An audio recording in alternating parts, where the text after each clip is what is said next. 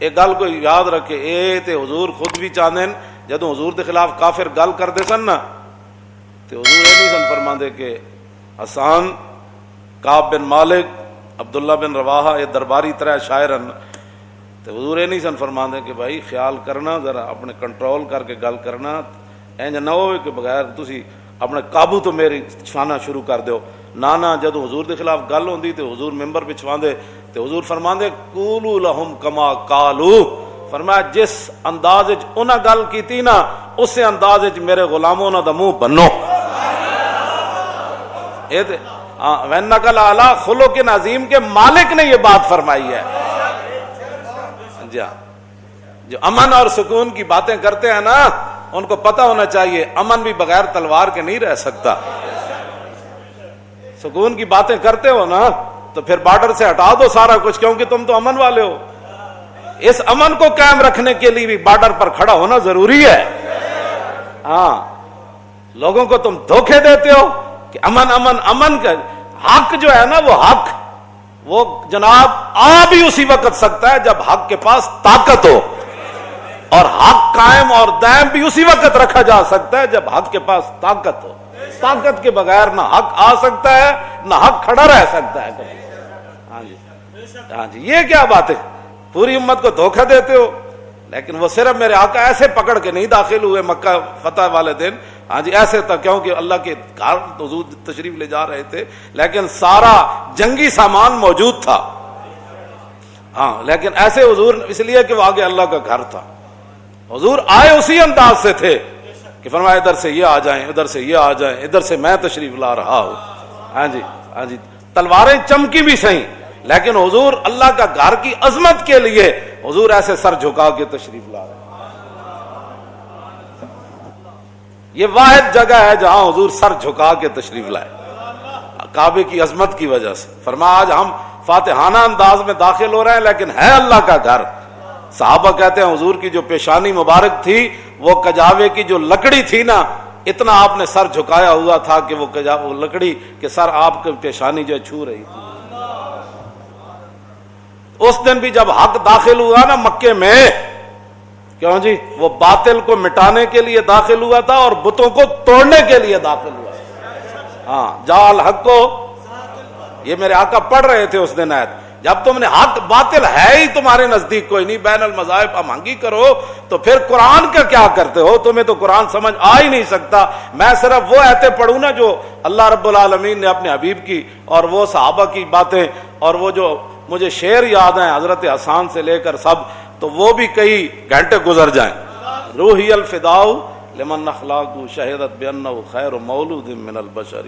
حضرت عبداللہ بن رواحہ کو جو ہے حضور خود بار بار کہتے تھے، فرمایا عبداللہ وہ میرے شعر پڑھو بھائی، شعر پڑھو۔ حضور ان کو بہت پسند فرماتے تھے۔ اور جب جنگ موتا کے اندر اس نعت خان کی باری آئی تو گھوڑے سے نیچے آ کر کہنے لگا مرنا نہیں ہے، مر تو ایک دن جانا ہے، آج بہتر ہے آج مر۔ اور میرے آقا و مولا مسجد نبوی شریف میں تشریف فرما تھے اور جنگ موتا کا منظر صحابہ کو بیان فرما رہے تھے۔ اور زید بن حارثہ تو اس لیے جلدی سپہ سالار شہید ہو گئے تھے کہ وہ لاکھوں کی فوج کے بہت دور تک اندر چلے گئے تھے۔ اور یہی وہ زید بن حارثہ ہے کہ جن کو ان کے خاندان لینے کے لیے بھائی آیا، چچا آیا، ہاں جی، اور کیا حضور اینو بھیج دو، سانو مل گیا ہے تو غلام ہے۔ فرمایا جی اے جاندا ہے تے میں انہاں نو نہیں کر روکدا، انہاں نو جان دی زید نو اجازت ہے۔ تے اپنے پیو نو تے اپنے برا تے چاچے نو کہنے لگے او جاؤ اپنا کام کرو، مر ہی جاؤں جس در سے جاؤں دو قدم۔ زندہ بھی رہے تے کس شان نال رہے، اور رسول اللہ جدو موتا بھیجا تو پھر کس شان نال دنیا تو گئے۔ حضور نے مسجد نبوی شریف میں بیٹھ کر فرمایا زید بن حارثہ شہید ہو گیا۔ اب جھنڈا جو ہے وہ جعفر طیار نے اٹھا لیا، اور جعفر طیار تو میں پہلے بھی سڑائی گل، جعفر طیار جدو گھوڑے تو زخمی ہو گیا، جلدی زخمی ہو گیا گھوڑا، تو اور جب نیچے آئے تو اینج کر کے فرمان لگے جنت اتنی قریب آ گئی۔ اور حضور نے فرمایا تھا جب ان کے بازو کٹ گئے تھے نا تو اللہ نے انہیں جنت کے پر عطا فرمائے تھے، وہ پروں سے اڑتے تھے ایسے جنت۔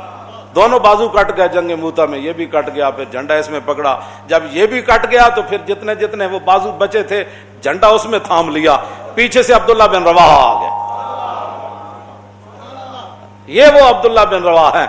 ہاں وہ صرف نعتیں ہی نہیں پڑھتے تھے, جب موقع آیا تو مدینہ پاک سے روانہ ہوتے ہوئے کہنے لگے یار دعا کرو میں مڑ کے واپس نہ آواں. انہوں نے کہا کیوں جی؟ فرمایا نہیں عبداللہ بن رواح کی یہ تمنا ہے کہ اتھے بڑا بڑا برچھا لگے, بڑا بڑا نیزہ لگے تے چھرا لگے تے تلوار میرے پیٹ چ لگے, میری آنتڑیاں کٹ جان, جاگدار اتھے خون نکلے, پھر میں نے دفن کر دیتا جائے, پھر قیامت تک حضور دی امت گزرے میری قبر کولو تے کہے واہ واہ عبداللہ بن رواح تو نعت خوانی بھی کیتی تے کمال کیتی تے میدان جنگ چ آیا تے حداں پا دیٹیاں. یہ وہ عبداللہ بن رواح ہے. جدوں حضور دی نعت پڑھتے سن تے کہن سن روحی الفداء لمن اخلاق شہدت بانہ خیر مولود من البشر. فرمایا یا رسول اللہ ساڈیاں روحاں قربان ہو جان تواڈے انہاں اخلاق اتے اور انہاں عادات اتے, تواڈے اس حسن اتے, اس جمال اتے, انہاں اداماں اتے. حضور تواڈے تو سونا نہ کوئی ہویا نہ کوئی ہو سی. گستاخ نبی کی ایک ہی سزا. ادھر والے بھی سن لیں اور پورا کفر بھی سن لیں. ہاں یہ در والے بھی سن لیں جن کو تکلیف ہوئی ہے, شالا ہے تہاڈی تکلیف سدا برقرار رہے.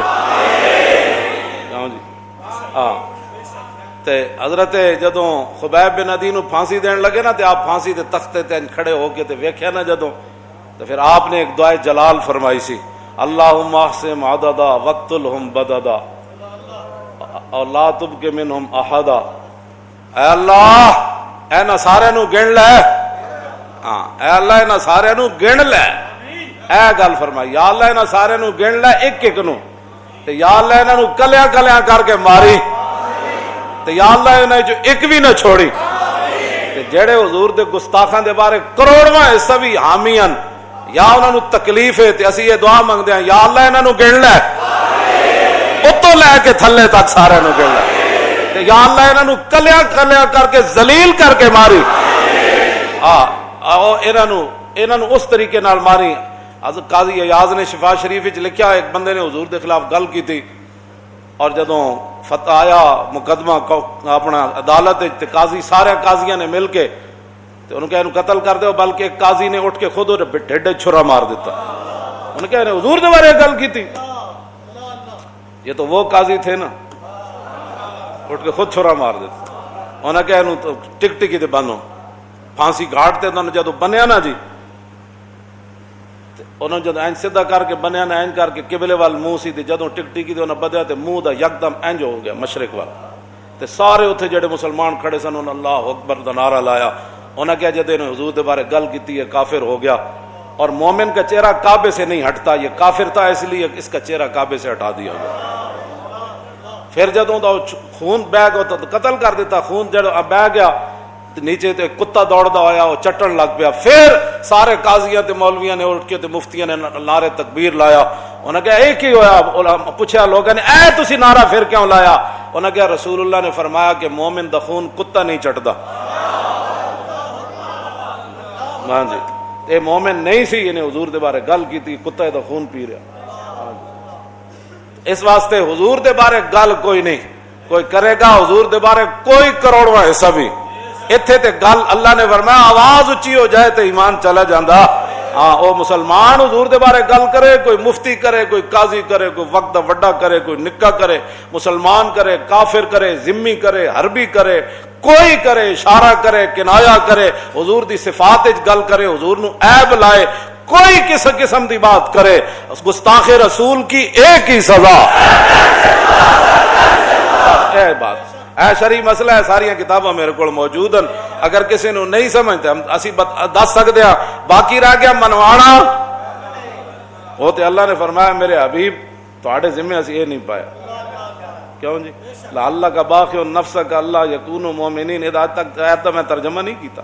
ہاں جی کی اس قوم دے سامنے ترجمہ بنا. عبداللہ بن رواح دا شعر میں پورا کر دے وہاں, عمت فضائل کل العباد کما عم البریت ضوء الشمس والقمر. فرمایا حضور نو اللہ نے اتنا حسین بنایا, اتنے اخلاق, حضور نو او عالی مقام عطا فرمائے کہ حضور ساری دنیا اتے انج چھا گئے جویں سورج تے چاند دی روشنی چھا جاندے. او حضور دی شان تے اے وے تساں حضور دے بارے گلاں کرنے ہو، تساں حضور دے بارے گلاں کرنے ہو، اے تے تساں تا 24 گھنٹے تساں حضور دا شکریہ ادا کرو، کدوں تے تساں بندر خنزیر بن چکے ہوندے۔ عطائے عرب جلائے کرب فیوز عجب بغیر طلب، یہ رحمت رب ہے کس کے سبب، بے رب جہاں تمہارے۔ خیمہ افلاک کا استادہ اسی نام سے ہے، اور نبض ہستی تپش آمادہ اسی نام سے ہے۔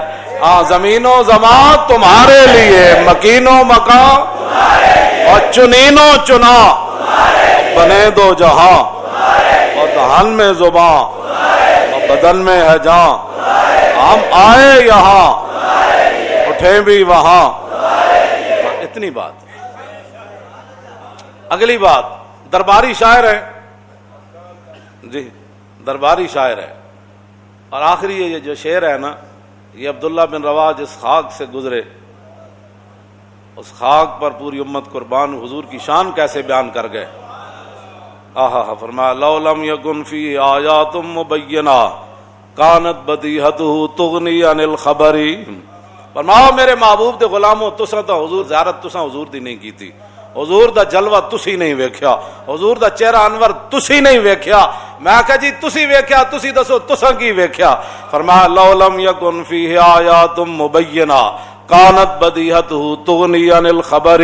فرمایا اگر رسول اللہ اپنی صداقت کے لیے کوئی معجزہ لے کر نہ آتے تو حضور کی صداقت کے لیے حضور کا چہرہ انور ہی کافی تھا۔ بس حضور کی صداقت کے لیے حضور کا چہرہ انور ہی کافی تھا۔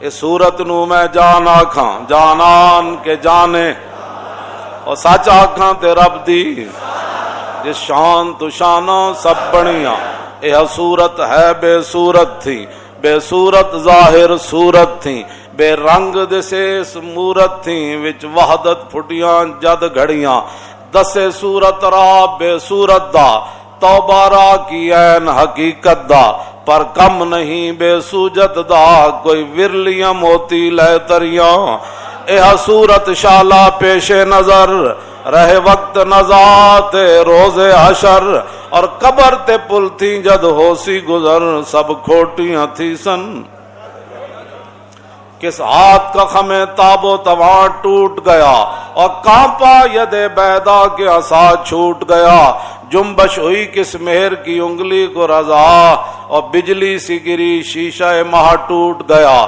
نور رخ سرور کا جب جلوہ ہے، آٹھوں پیر اس کوچے میں دن رہتا ہے، یہ شام مدینہ نہ سمجھنا ہے دل، آہ دل عاشق کا دھواں۔ انگریزاں دی اینکا لا کے تے انگریزاں کو قرضے لے کے تے ملک دیوالیہ کر کے تے ملک لٹ کے تے ملک دے اندر فحاشی اور یعنی بہرا روی اور نصاب جو قرآن و حدیث کڈ کے، انہاں نو کی پتہ ہے حضور دی شان کے جی۔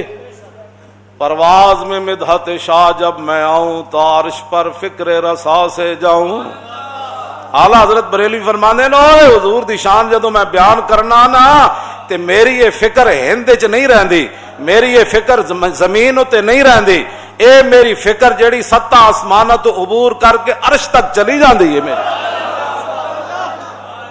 ہاں اتھے جا کے میری فکر پھر کہندی واہ کیا جود و کرم ہے شاہ بطحا تیرا، نہیں سنتا ہی نہیں، ہاں نہیں سن، تیرے در کا درباں ہے جبریل اعظم، تیرا مدخ خاں ہر نبی و ولی ہے، اے بیتاب جس کے لیے عرش اعظم، اتھے جا کے پتہ لگنا عرش اعظم کی ہو جا تو پھر رسول اللہ دی مبارک گلی کی ہو جا۔